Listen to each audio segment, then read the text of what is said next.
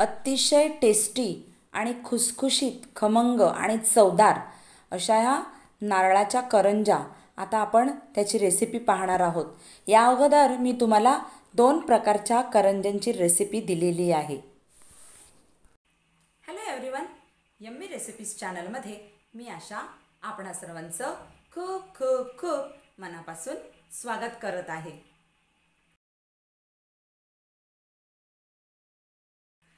आज नारळी पौर्णिमेच्या निमित्ताने मी तुमच्यासाठी नारळाच्या करंज्या घेऊन आली आहे.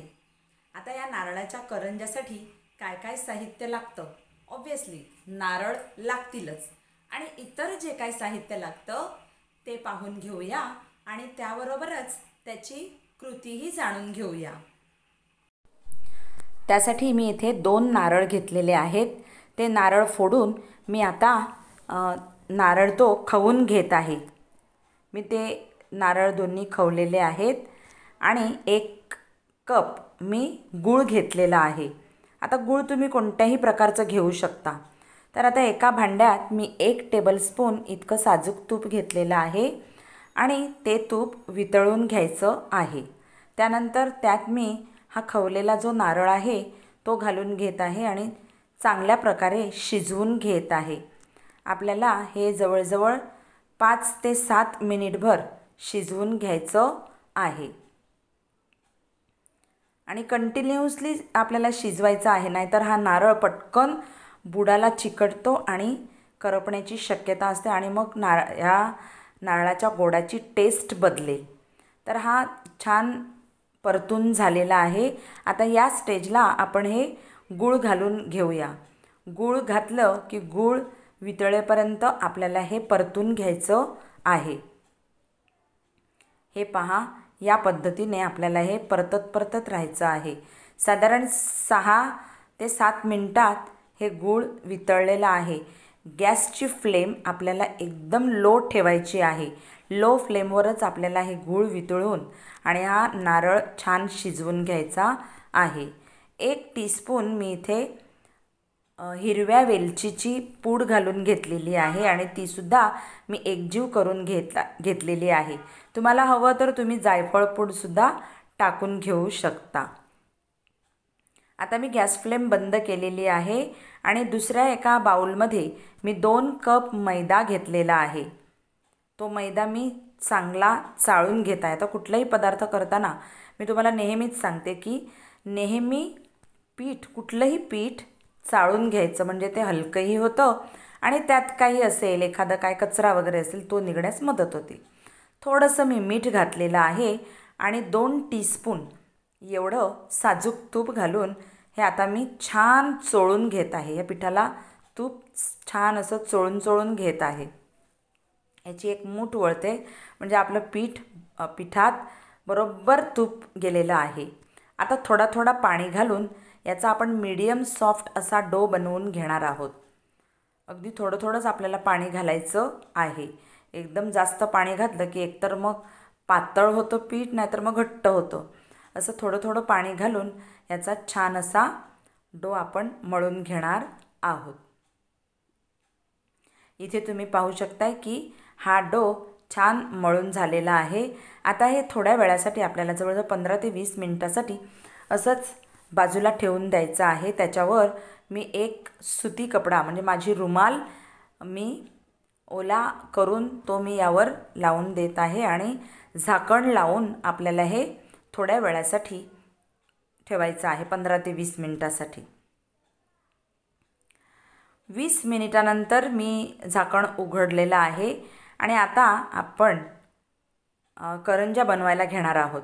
आता हे व्यवस्थित पहिलं मी मळून घेते. पुन्हा एकदा छान डो झालेला आहे, मस्त मीडियम सॉफ्ट असा तो झालेला आहे. आता बाउलमधून काढून तो आता आपण सरफेसवर घेणार आहोत आणि त्याचे छोटे असे गोळे बनवून घेणार आहोत. इथे तुम्ही पाहू शकताय की मी छोटे गोळे बनवून घेत आहे. आपल्याला करंज्या छोट्याच बनवायच्या आहेत, कारण माझ्याकडे साचा आहे करंजीचा. तुम्हाला मागे मी त्या कापायच्या कशा ते दाखवलं होतं. आता माझ्याकडे साचा आहे, त्या साच्यात आपल्याला या करंज्या बनवायच्या आहेत. तर मी लाटण्याच्या मदतीने अगदी छोट्या छोट्या पोळ्या लाटून घेत आहे.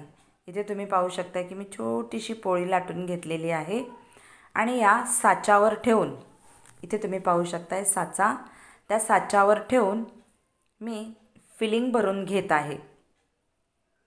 जे आपण मगाशी नारळाचं जे गोड बनवून ठेवलेलं आहे नारळ आणि गुळाचं, त्याच्याने आता आपल्याला करंज्या पाडून घ्यायच्या आहेत. आता काय नाही, फक्त त्या बाजूचं ते हँडल आहे ते असं इथे चिकटवायचं आहे.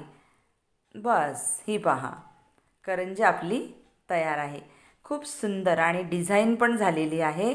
तर करंजी तयार झालेली आहे. अशाच आपल्याला सगळ्या करंज्या बनवून घ्यायच्या आहेत. अशा करंज्या याच्यावर बनवायला काहीच झंझट नाही.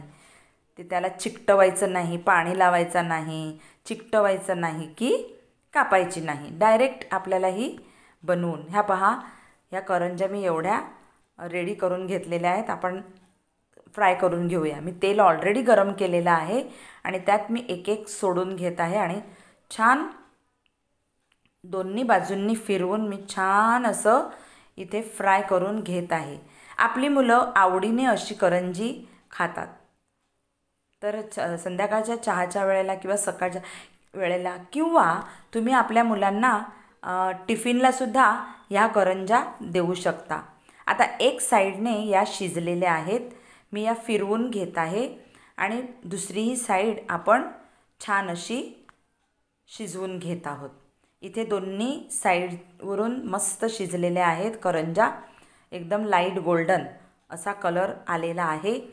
आणि आता मी ह्या करंज्या एका टिश्यू पेपरवर काढून घेत आहे, म्हणजे जेणेकरून जे एक्सेस ऑइल असेल ते टिश्यू पेपरला शोषलं जाईल.